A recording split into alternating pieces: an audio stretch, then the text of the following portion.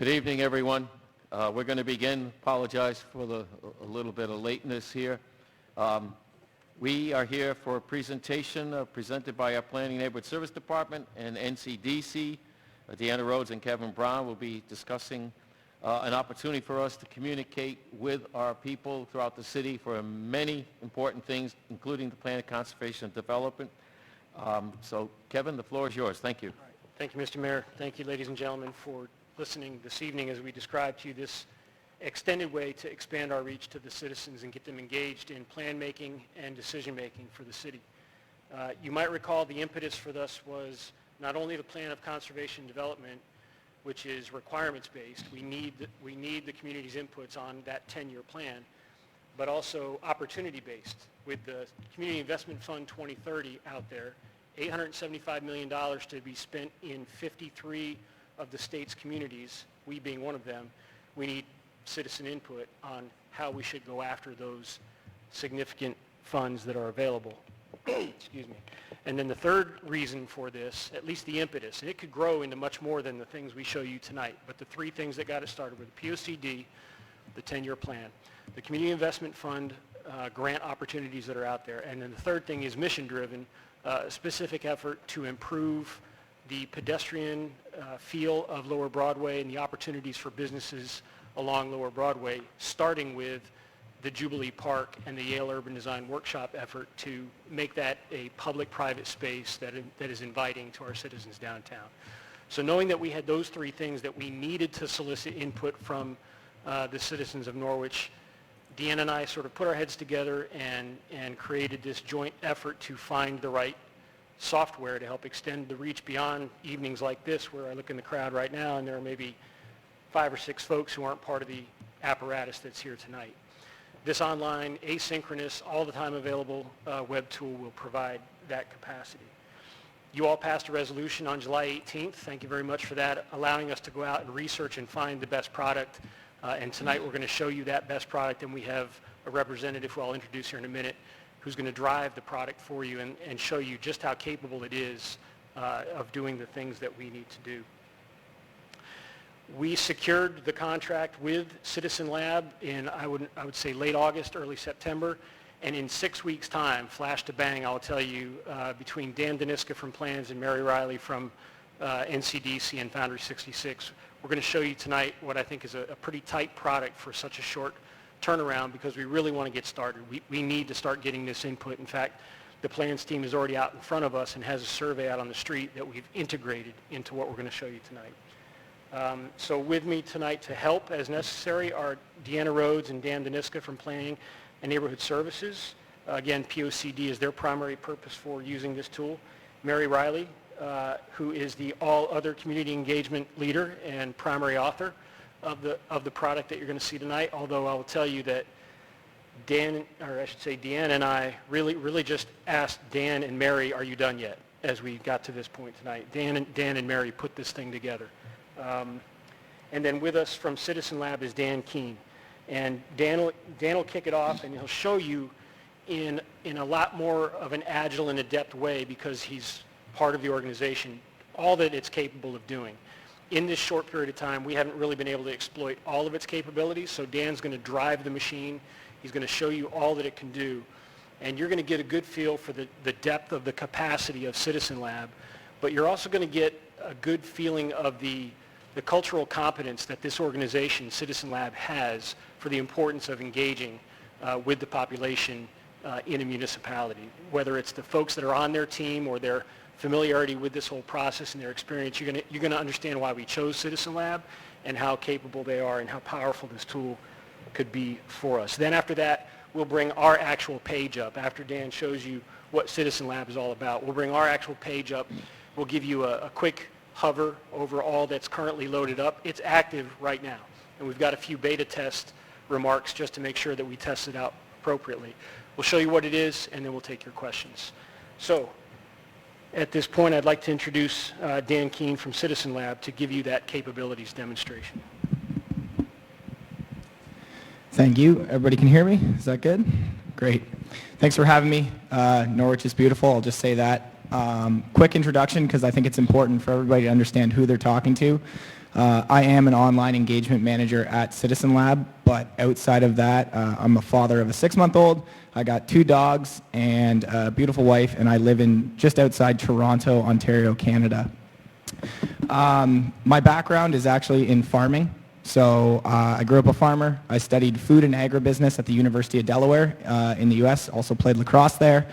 And then after university, like a lot of others, I didn't really know what I wanted to do. And then I stumbled into online engagement, and a world of opportunity opened up. And that's where I found myself at Citizen Lab.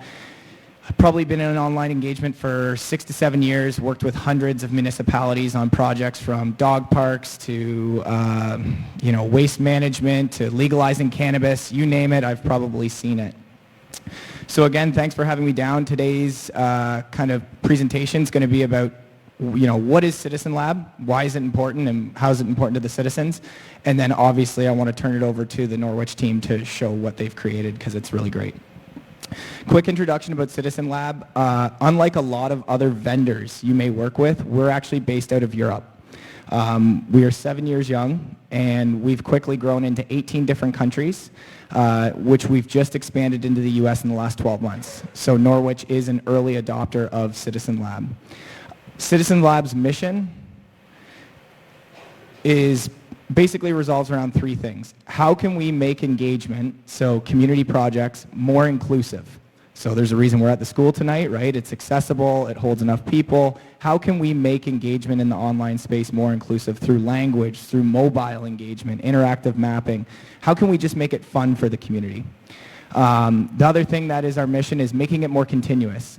Everybody's very busy and doesn't have a lot of time in the day.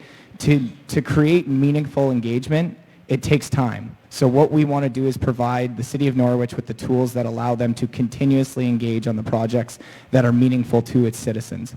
And the last part is providing more tools for engagement. So everybody in the audience and city councilors, you've probably filled out a survey or 2 in your life. Survey, survey, survey, survey, survey, survey, survey. What we want to do is start to go beyond the survey and think, how can we involve residents in things like interactive mapping, idea sharing? How can we make this fun for the youth to engage? And one of our largest goals as an organization that we help U.S. governments with is closing what I call the participation gap. And I think the participation gap, like Kevin said, is pretty evident today in this meeting right now. There's a lot of people in Norwich that frankly want to be involved with projects but don't have time. We work busy schedules, people's husbands are on call. I'm in Norwich right now. It's tough to attend public town hall meetings. I think we can all agree with that. But that doesn't mean residents don't want to have a positive impact on your community. So we strive to get to that other 80% of residents that you don't normally hear from. Some things that we're trying to battle is when people don't feel heard or represented. We want projects to be shaped by more voices, not just the loudest voices. And one of the big ones that people overlook is educating people on projects. We want to make sure that everybody has the equal opportunity to understand and educate themselves about projects in an easy fashion. That doesn't mean a 60-page document uploaded onto the website. That means talking in plain language and talking to residents how they feel, so in a sense that they can feel heard and understand what we're talking about. Just a quick note about Citizen Lab. Most organizations that work with us will see about a 12% increase from underrepresented groups. 88% of governments and city councils are more willing to talk in the online space about engagement. And then one of the big ones for management and also internal staff is reporting. A lot of times governments are scared to go to the community in the online space if they get a lot of data. How do we handle that? So there's a lot of efficiencies that we're trying to create for municipal governments. And what we want to do on every project is engage that community, manage that input effectively, whether that's answering questions, analyzing data, and then ultimately we want to bring that data to council to make a decision and obviously close the loop with the community. I talked about surveys earlier. It's important to note out, and I will read this for everybody that's here today because it's tough to see. It's important to know that Norwich now has access to more than just a survey. We can do things like quick polling and advanced surveying, yes, absolutely, but now you have options to run other tools that are more fun and interactive for the community. Things like interactive mapping, online ideation, so sharing and crowdsourcing of ideas. If anybody's ever done that exercise where you go to a wall and put a Post-it up and then you organize all the hundreds of comments, you can do that in the online space. We have options analysis, so you can propose options to the community and allow for voting, as well as participatory budgeting and lots of other tools. And ultimately, what we want to do is involve more people, educate more people, and then make decisions through insights, which I'll quickly show today. And although we've only been here for 12 months, it is important to know that I approached Citizen Lab. So I actually worked for another vendor for close to 5 years. They were purchased by a large US tech company, and at that point I said, what do I want to do with my career now? I love engagement, and where do I want to work? And it's important to know that I approached Citizen Lab, and I said, hey, are you coming to the US? And they said, hey, you've hit us at the right time. We just opened up a US office, so in under 12 months, we're working with some of the largest organizations across the US, and we've built quite the resume, and we're excited to have Norwich on our team as well. So quickly, what I'll do now is I'll take everybody through kind of a process of how this works in the citizen's point of view. So you're a citizen in Norwich and you want to get involved in a project. How does that work? So I'm going to use another use case, the city of Lancaster, Pennsylvania. This is their corporate site. You'll notice that they've got a small tab here that says Engage Lancaster. Most cities, you can call this whatever you want. It can be have your say, get involved, engage. But as a user clicks this, you'll notice that this looks much different than a corporate site. Now the city of Norwich is going to have something similar to this, and it's a centralized space for engagement. All of your projects can be seen within 10 seconds on a homepage. So things like future planning, waste management, Vision Zero. If I go down here, you can even see more, such as ARPA funding, equitable engagement. What I like about this, everybody, is that corporate sites serve a purpose, engagement sites serve a purpose, and that is creating an inclusive experience for residents. And you can see all of the different opportunities that people can give feedback on this site. It's important to note that Norwich has chosen to have a registration process in order to build the community. So when someone comes to the Norwich engagement platform, they'll be asked to register. And the reason we do that is to build community in the online space. Year over year, we want to get more residents involved. We want to be able to track engagement rates. And ultimately, we want to prove adequate engagement to decision makers. So I will turn it over to the Norwich team in a second here, but I do encourage everybody to go to the site and register when you have the opportunity, and obviously participate in the municipal government projects. Once users register, they have the opportunity to engage in a number of different ways. And let's just click into a project here to show. I'm going to go down here to a Vision Zero project. This is an instance where the city is looking for accessible opportunities to improve accessibility in the downtown core. You'll notice that all pages are very, very inclusive in the sense that this is one paragraph, very quick. You know, what are we doing? What do you want from me? Be respectful in the online space, right? Make it easy for residents. This city has chosen to use multilingual engagement, so you have the opportunity to flash from English and Spanish to involve residents of different language barriers. They've obviously uploaded some background reports to show what they've done in the past. And then down here, if I click on phase 1 of this project, you can see that they've collected comments from the community on how to improve downtown Lancaster's accessibility. If I go in to click into a comment, you can see that the community is providing a load of good ideas. This is someone talking about removing a median. It's very busy in the morning time during school hours. And you'll notice that community members can not only provide a comment, but they can actually jump into a discussion forum in the online space and provide supporting evidence. Now, what this does, everybody, is it allows people to move beyond the survey, but it also allows them to, you get a deeper understanding of what people want in your community. So in this project alone, roughly over 100 pins dropped. You can see that the community has guided, or the organization has guided the community across the process. I know myself, I've been at town hall meetings where a resident says, hey, I never heard about that project, or what did you do with my feedback? With the Citizen Lab platform, you have the opportunity to have a dynamic timeline and guide the community along the process that you took. And we all know municipal projects don't happen overnight, so this is very important to make or help citizens understand the process that you took when making decisions. If I back up here, you can see that this process is repeated across hundreds of different projects. And I just want to show a quick one. You'll notice that all of the events are advertised on this site as well. I want to talk about ARPA funding quick. So ARPA funding across the U.S., the majority of U.S. cities put out a survey. They got 15 surveys filled out and then tried to make a decision on what do we do with ARPA funding. In this instance, the city of Lancaster has actually used options analysis to allow the community to vote on priority spending. Where should we spend funds as an organization in order to move forward and create the best inclusive city? And you can see that the number one voted with 196 votes is behavioral health and mental health treatment, and number two is affordable housing. There's a lot of different tools you can use in this platform, but the biggest thing is providing the city with the tools that you need in order to engage the community in a fun and interactive way. And the last project I quickly want to show here is Struthers, Ohio. I don't know if you've heard of that place. 5,000 population.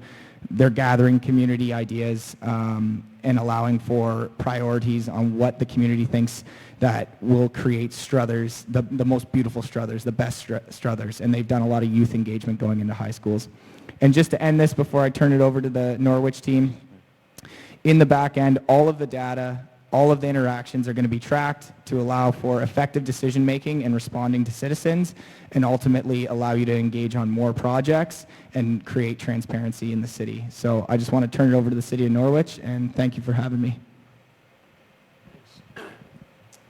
Thanks, Dan. So you're going to see that we've got our own site. You're probably asking yourself, why are we looking at Lancaster? Because the professor built the machine, and these 16-year-olds are just starting to drive the machine. But we're getting used to it, and you know, I'm going to say it again, and I'm going to say it specifically because Dan has made this comment to us already. Mary's done a phenomenal job getting from 0 to 60 in just a few weeks on the Norwich site. So if you could please, Mary, thank you. So this is what you see when you land on the Norwich site, and you'll see the Envision Norwich 06360 branding on the bottom left-hand corner, and our desire is to use that as the branding for anything that we do. We're reaching out to the community and saying, help us think forward in time. This is not a fire drill. This is not an emergency, hey, we need some inputs. This is about looking forward in time and actually making good plans and spending money the right way. And by envisioning Norwich, using 360 as part of the branding, look around your whole city, and in a sort of continuous cycle, let's keep getting your input throughout. That's where the branding came from.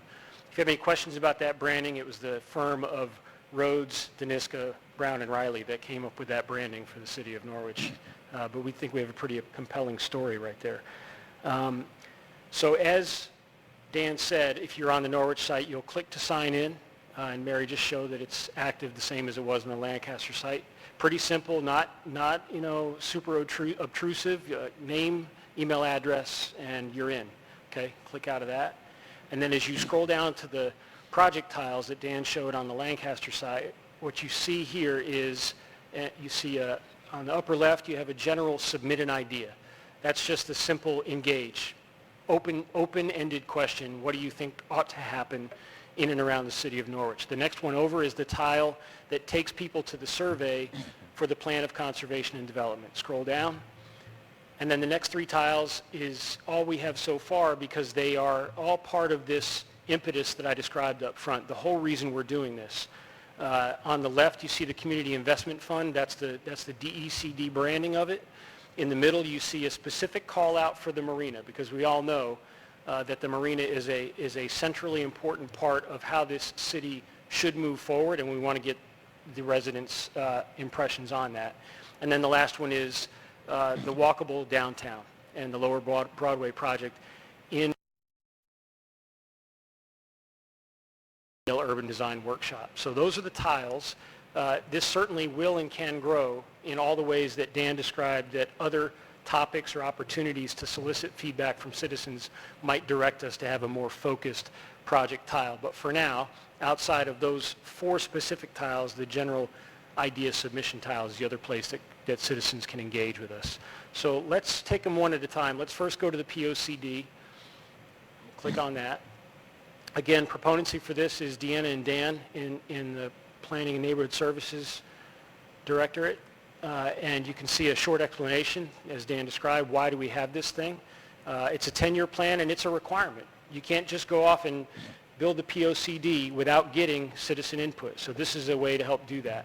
Now, as I said earlier, they've already created a survey on SurveyMonkey, and it's already been active for a little while. And as you can see down there, it's available in both English and Spanish. Let me back up a step and just say you can come back out to the main page. The multilingual capacity that Dan demonstrated on the Lancaster page, we're not there yet, but we're going to get there. It's an automatic toggling that we can turn on that allows all of the content you're looking at right now to be selected from a pull down of available languages for those citizens who'd rather look at it in their primary language. I don't know what they all were, but Dan showed us, maybe it was the Seattle page, I think there were 7 languages on that particular pull down for that community. All right, let's take a look at CIF 2030. You all have heard me talk more than you probably want to about the Community Investment Fund 2030, but it's because it's an enormous opportunity that we don't want to miss. At a time when the state of Connecticut has decided to commit $875 million over the next 5 years to projects in communities like ours, we want to be on target. We want to go after the projects that are a difference maker for the city, and we want to do it in a way that the citizens have had a chance to have input as to what we go after. Now, many of you know that over the last 6 weeks, we've engaged in sort of a Tiger Team planning session because we didn't have the time in this first round. This first round of CIF had an application date of July 15th, and we just didn't have time to get this thing out of the blocks to solicit citizen input. So we had to put some projects together from our own knowledge of the city, its needs, and what we could do next. The good news is, as a result of that, we actually earned one of the 26 grants that was given out from that first round. $71 million were awarded to 26 different projects across the state. There were 146 submitted, and the Reed and Hughes building downtown was one of the recipients of those monies. Now, they still have to go before the bond commission before the end of the calendar year, but that's an example of the kind of thing that, you know, we had to kind of do it on our own in this first tranche, in this first award window, but the next one's going to open up on November 1st, close on January 1st, and be awarded in March. We want to know what the people of Norwich think we ought to go after next. What's that next biggest target? And so to that end, you can see on this page, we've provided about 10 or 11 primers for things that we believe that the city, here we go, has on its mind. And I won't go through it here. Citizens will see it when they go to it. But that is not a restrictive list. This is to help point people at what we think the city needs to do next when we go after one of these large grants. But the open comment and idea submission is what allows other folks to engage in all of those ways that Dan described, whether it's map-based with an image and a location, or just in a card, what's called a card, an actual written submission. Okay, we can back out of this one. Yeah, we already talked about results. Back to the home page. The next one is the marina. And again, purposeful, because in these first 6 meetings of the minds for what do we go after from a CIF 2030 investment standpoint, the marina came in first as the next big project that we ought to be pursuing. And I'll just tell you that in our work group, the Capehart Mill and its demolition and potential creation of green space for the Taffville-Greenville neighborhood came in second, and the Chestnut Street Mill, that 200,000 square foot building on Franklin Street, came in third as sort of just big albatrosses that are hanging around the city's neck, that if we could score some of these grant monies from the state, we could actually make movement on those projects. So given that short priority list that we established prior to soliciting all of the citizen feedback, we thought it would be smart to have a separate marina page to get inputs from the community. And so what you'll see is we're trying our best, and Dan can describe it better than maybe I can. In fact, Mary, if I shut up, might be able to describe it better than I can. We're using the budget tool, and this gives the user, the citizen who logs in, the opportunity to sort of allocate dollars in their own way. If you were given $1 million at the marina, not to scale, right? Because it could be a lot more than that. But if you were given $1 million at the marina, as you see there on the screen, how would you allocate that? What would you point it towards? Public space, transportation, housing space, or retail and restaurant, just as 4 broad categories. And remember, in all instances, folks aren't boxed into the construct that we put there. There's always the opportunity to add open comment in addition to what we've provided. So that's the marina site, and then back out, we'll show one more tile, and then we'll take questions. So the last tile is the Lower Broadway Yale Urban Design Workshop study. So you folks know how this thing has sort of emerged and progressed. Castle Church engaged the Yale Urban Design Workshop and said, hey, we are going to take this green space outside of the church and turn it into something special, and it's going to start with this mural that we all saw, magnificent mural that's up there now.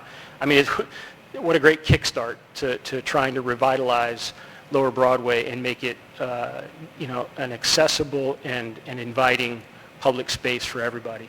So the Yale Urban Design Workshop effort actually commences in earnest on October 25th with the first steering committee meeting.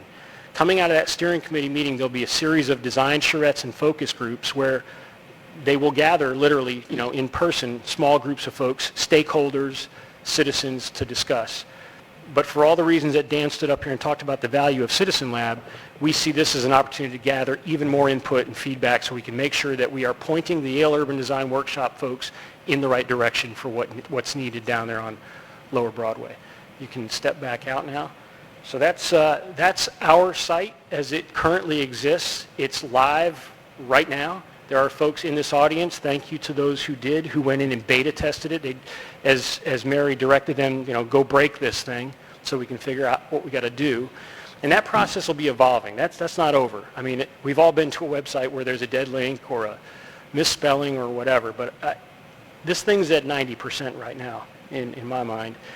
And the growth will be what other things are going to emerge that we didn't even consider that we can just put onto the website. And it'll be available, as I said, to everybody really right after this meeting. That's what we have to present, subject to your questions. Thank you. I'll turn to council members just briefly. It's on, it's active now, people can actually, okay, so could you add a sixth topic? The city is engaged and will be revisiting an issue, Route 82, in November 21st. Why not invite the public to give some comment about that as well? No question about it, Mr. Mayor. I mean, that's obviously high on everybody's mind. The reason we're where we are right now is that was not a selection to not have it. It was us simply staying with the three things we started with. But yes, that's a great example of what we could do. It would help all of us, I think. Alderman Wilson. Thank you. I mean, the big thing is that I see with this is it gives us the capability we've probably been looking for a while of engagement. The question I have is the capability of an individual using their cellular device for this? Yes, we've tested that as well, Alderman Wilson, and ultimately one of the evolving improvements is we're going to have a recognizable URL that we can just say in speaking and people can type it right in and it'll pop right up. We're not there yet, but if right now you were to type norwich.citizenlab.co in your web address, whether on your phone, your laptop, or your iPad, it'll come right up and you'll see that it's formatted to fit the mobile devices. It is worth mentioning too, so it is WCAG 2.0 level AA accessibility. So accessibility at our company is one of the highest standards, and it's a continuous improvement. So meaning it's fully mobile compliant. Probably nobody knows what I just meant, but it means that we're good at accessibility. It works on your mobile phone, any screen size, and it's something that's a continuous effort to improve. And the other thing too is before this URL is selected, the team plans on providing a bunch of hyperlinks to get people here. So through outreach or maybe through different websites, you'll be able to click and get to this website as well. So currently it can be accessed from, if someone lands on the NCDC page, you can get here, and our next step is to get it loaded onto the city's website. All right, no. I mean, that was my big question is, the accessibility piece is important, and I think as much input as you get, even on these areas, is amazing. One of the ones I think would be interesting is I like when we go to the marina page, the exercise of an individual being able to kind of say what their priorities would be, I think is neat. And I think the way that it's set up makes it easy for high school students, college students to really weigh in on the importance of what those phases or things look like. So you guys have done an excellent job. One last thing, if I could, Mr. Mayor, on that point of accessibility. Dan pointed out to us that it goes beyond just the available platforms that we have in our hands, but also to providing the platform. So as an example, we have a public library, and in the public library, we should probably create an easy link to get to this on all of the terminals that are in the library. Just as one more example. Alderwoman Berto? I love it. I think this is amazing, and it's going to be a great, useful tool for the community to engage with us. And I just have one question. So when you're first logging in, it says sign up, and you said you have to put your name and your email address to enter the page. Is that every single time, or am I going to have to create a Nope. username and password? Well, please. No, so it's important to give everybody access to information that may not want to register. So the way I say it is, if you want to come to this site and learn about what the community is doing, sure, we invite everybody. But if you'd like to provide a little bit of feedback, we encourage you to register. There is certain tools that will be turned off, so if the team wants to do a survey or something like that, they may not ask to register. But no, once you register once, you can save your credentials, and it's a one-time registration. Okay. And if I wanted to, can I just sign in as a guest, or I have to register? You should register. So part of effective decision making, right, is making sure that we're collecting the data we need. So there is no guess mode, but it is a completely customizable registration process. So meaning there's organizations across the U.S. that ask, are you a business owner? What's your age? But just remember, every additional question you ask is a little bit more of a barrier to residents. So what I encourage the team to think about is, your community best, right? I have some communities that they just want email address and name, and that's it, and then you're in. That tends to be the most effective. All right, thank you. We do have a few qualifying questions or demographic questions for registrants to answer, but it's less than 5. Alderman Singh? Thank you. So I have already registered myself, and it was very user-friendly, and I use my iPhone to register. But my question is, does it also have an app that we can download, or? So that's a great question, and I wish my CEO was here to listen to that. So that's a common question we get asked across the industry, and I asked my CEO because I was getting annoyed. It got asked so many times, and he told me this, and it actually resonated really, really, I still remember it. The average app on your phone has a life cycle of about 15 to 20 days. So meaning our business and what our company does says that it should always be accessible no matter what. If you change your corporate website or you're doing other things, we always want to have a URL. So we do not go the app route just because our CEO does not want to go that way. But with that being said, there's nothing stopping someone from saving the URL down to their iPhone, and there is a number of other efficiencies that you can do to effectively advertise it. But we don't go the iPhone app route, or sorry, I shouldn't say iPhone, the phone app route. Okay. Now, I heard it can be accessed in different languages, because even our Norwich Public School website, you can access that in over 30 languages. Is that the same platform we are using, or because I thought Kevin said it's only up to 7 languages or something? That was just an example. Okay. I was supposed to show Seattle, but I forgot, so that's on my bad. So the team has access to have an automated translation tool, and the way that works, the reason why we're waiting to launch it is because you want to get your site up and running, activate that automated translation tool, and then our team does an audit. We say, how effective is this working? Does everything work out? Effectively, you can have it in as many languages as you want, but I would encourage you to pick the primary languages that you're obviously engaging in. For example, Lancaster does English and Spanish, but Seattle does 7 different languages. So it's something we're working with on the team right now to decide what the best route is, and also capacity, right? We want to make sure that we have the capacity to do this, be inclusive. There's a number of other ways to include citizens as well, and rather than just translation, right? Maybe some working groups and other things like that. And that's something my team effectively works with this team to decide on the best route. But yeah, they do have access to translation tools. Okay. And the day-to-day maintenance of this website will be done by NCDC or Planning and Neighborhood Services? So Or right, it's a right combined now, effort?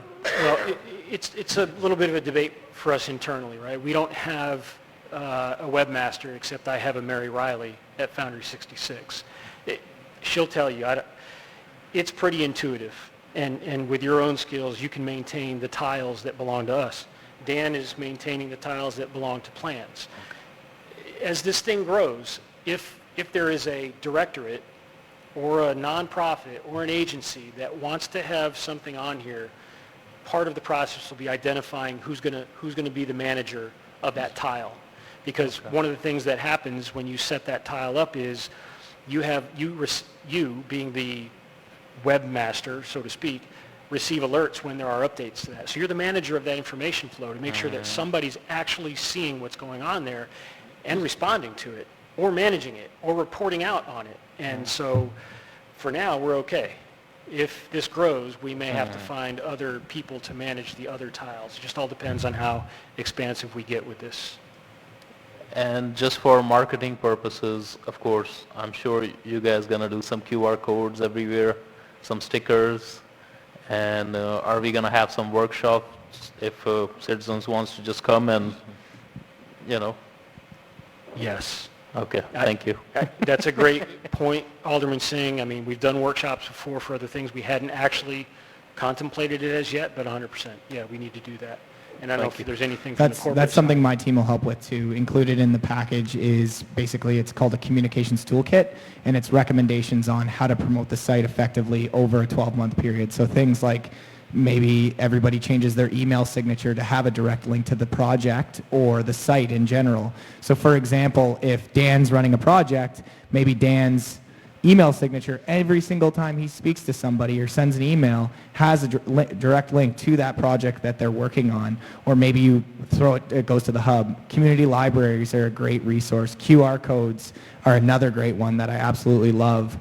There's many different ways to promote the site, but it really starts with all of you up there knowing about the site, directing citizens to that site, and then obviously letting it grow organically. So I'm glad that you're asking these types of questions, because that's the biggest one, is getting people to this site. That communication effort that Dan spoke of, we have a dedicated customer, put the wrong title on it, customer assistance. Gov Success Manager. So the City of Norwich is working with Amanda Rotella. She used to be an assistant city manager and also led a community engagement team at Santa Cruz, California. She heads up our Gov Success team and works one-on-one with this team to make sure that they're not only successful, but how do we benchmark year over year? Every city's different, right? So 100 people registered on this platform might be a big success, or maybe it's not. These are the things that we decide as a team, and we work collaboratively with you. And then year over year, we want to improve those engagement rates, better educate residents, and overall tie that impact to how this platform has affected the community. Now, just the last one. So, of course, citizens and business owners can make their account here. Or can anybody from anywhere in the world can also? So I'll field that one. So this all has to do with registration, right? If you don't have registration on, anything can happen, and you've probably seen it. Registration is a little bit of a barrier, but if you don't give, and I like that you asked 5 identifying questions, if you don't give somebody a reason to lie, they're not going to lie. So for example, everybody, I'm traveling from Toronto, or not Toronto, I'm actually from Fergus, Ontario, Canada. If you know where that is, you win a prize because it's very small. I came to Norwich, I've been here for a couple days now, and I've traveled around your city. If I have an opinion about something, maybe accessibility, or maybe I want to make a comment on the beautiful art or murals, I should be able to do that. It's just that I need to identify myself beforehand. On top of that, if you're worried about people hijacking projects, all you need to do is ask a little bit of identifying questions, and for them to hijack a project, they would have to register multiple times, go to multiple different locations, and then put in comments at different times in order for our team not to track that. So we moderate against spam, any type of that stuff. We have eyes on that to ensure suspicious activity does not happen on the site. So it's very, very difficult. You have to find somebody with a lot of time on their hands. Thank you. Thank you. Other questions? Alderman Wilson. So I'm going to go back to accessibility. Signing up. The young mind in me is thinking, you go on certain websites, they can link the registration to their Facebook, or I think the other big one is the Google account, Gmail, things of that sort. Is there a capability possible for registration here? And in your opinion, I'll take your opinion on this, is it effective, or is it something that you would shy away from? Yep. So we can enable sign in through Twitter and Facebook and those other tools. We haven't done that yet, have we? But we can. Did you know we can even do that? Yeah. I don't know yet. So we can do that. The team has just started and launched this, right? And just launched a generic registration process to start. But we can enable that. On top of that, this is a really great question. On every project, you can enable social sharing. So what that means, if somebody goes to Envision Norwich and posts a comment, you can click the Twitter and tweet it out. So what that does is drives more traffic. There's some really cool stories from the past from one resident engaging upwards of, this is a bad population example, but one resident in the past has engaged 30,000 other people, brought 30,000 people to one site. A famous hockey player in Canada tweeted something and brought that many people to the site. So there's an example right there of whoever has posted this comment can simply click the Twitter sign, and then that's going to shoot the comment over to their Twitter and drive people to this page. And the only reason I asked that question is everybody's always on their phone, they're always on social media. And so, again, when we're talking engagement, those comments, however we take them, are beneficial to reaching a greater amount of individuals. But the other reason is it's less time for certain individuals to engage as far as having to sign in and do all of the other necessary things. And then the third piece is, you answered the second question I was going to ask.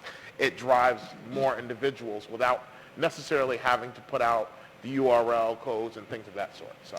And measuring is listening, right? So what we want to do is we want to tell the community, this is the space that we're listening, right? Twitter, Facebook, TikTok, all those other things, those are great social sharing tools or getting the information out. But when it comes to political decision-making or municipal decision-making, we want them to head to our new engagement platform. Because another thing, too, we can analyze comments a lot easier, right? It's a lot more effective for staff.